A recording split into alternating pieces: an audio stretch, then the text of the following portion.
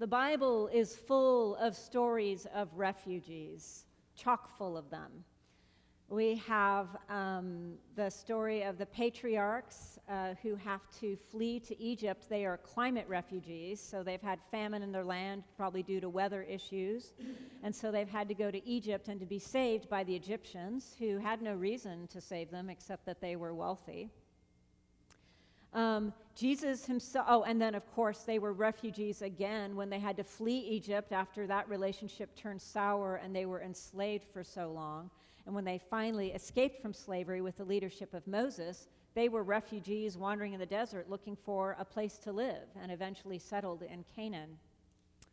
Jesus was a refugee. His parents were told, his father was told by an angel after Jesus was born that Herod is coming to kill the child because he was predicted to be the next king. And so they had to flee once again to Egypt out of safety. So they were political refugees. And then, of course, we have the story of the book of Ruth, which is about two kinds of refugees, really climate refugees first. The family of Elimelech, his wife Naomi, and his two sons go to Moab to live among the Moabites because they're starving in Judah, probably once again due to weather issues. And then she comes back, Naomi, in her grief after losing both her husband and both sons. And for whatever reason, Ruth says, "I'm coming with you." Now she's a Moabite. They were could be considered the enemies of the Israelite people. And Israelites had been warned in the books of Ezra and Nehemiah not to marry the Moabites, the Canaanites. I mean, don't touch those women. Do not go to those countries. Do not intermarry. And yet Ruth, who knows that's the case, comes back to Judah with Naomi, because Naomi's coming back to her relatives and hoping that they will take care of a widow, as Jews and Christians are always enjoined to do, to take care of widows and orphans. So she comes back, crossing a national and a religious line. The Moabites were considered inappropriate, taboo, because they worshipped multiple gods. So remember, Naomi says to Ruth, "Go back to your gods," with an S. And she says, "No, I'm coming with you. I'm going to take care of you. I'm going to your country and your God," one God. Probably not for religious reasons, just because she loves her mother-in-law and wants to take care of her. She cares about her, right? So off they come. And now Ruth is a refugee. Now, it's a fascinating book of the Bible. It was written during the time of the Second Temple, when there was a huge debate among the Jewish people about whether they should allow any infiltration of the cultures of other people. The Romans were coming in, the Greeks were moving out. They had been under the power of the Babylonian Empire and then the Greek Empire and now the Roman Empire. And they were trying to figure out a way to stay pure, not to get infiltrated in any way, definitely not to become polytheistic, not get into any other religions. And so certain books like Ezra and Nehemiah and others were saying you should not mix with people of other countries, other races, other religions. And then there's this gem, Ruth, that is written at the same time, which has a completely counter understanding of God. That clearly God is saying it's fine. Ruth is the hero of the story, and she's a Moabite woman. Can you think of other heroes of the Bible who were supposedly the bad guys? Like, say, the Good Samaritan. Not an actual person, but a character in a story told by Jesus. So, it's a theological argument that God is actually all for crossing borders and breaking down barriers, not to become polytheistic, but the other way around, to go across borders and to spread the news of the love of the one God to other people. And Ruth picks up on it right away. She is treated incredibly generously. So what happens is, women couldn't get jobs. You had to basically beg and rely upon charity.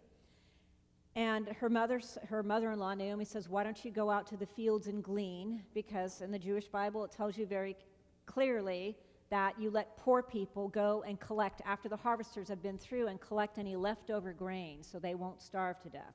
She says, "Why don't you go glean in a field? Get us some food." And Ruth does, meets Boaz, a very nice young Jewish boy. Actually, he's middle-aged. He's kind of middle-aged guy. He's not a young guy.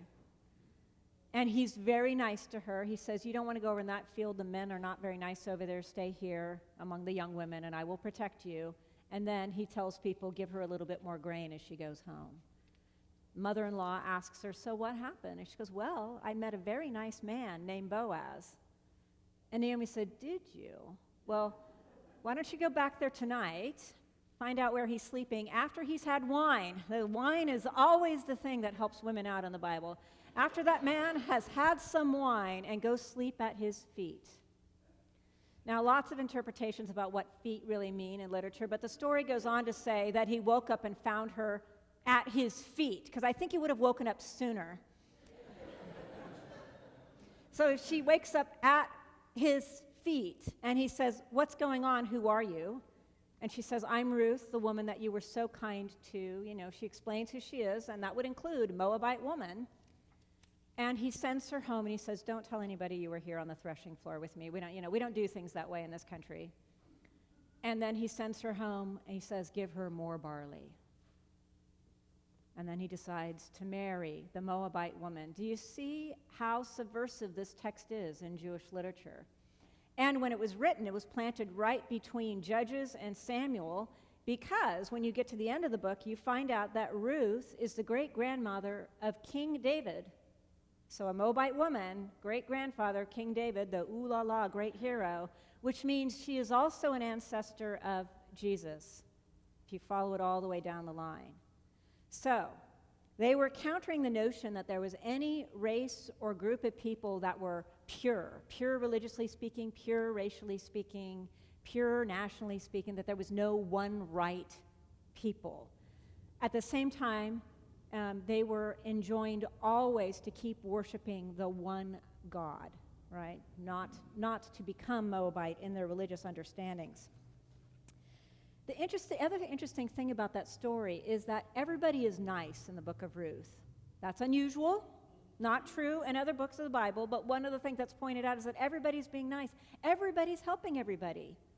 Ruth says, I'm going to help you. Boaz says, I'm going to help you. The neighborhood men say, yes, we will help you acquire this land and also the woman that lives on it so that you may marry her.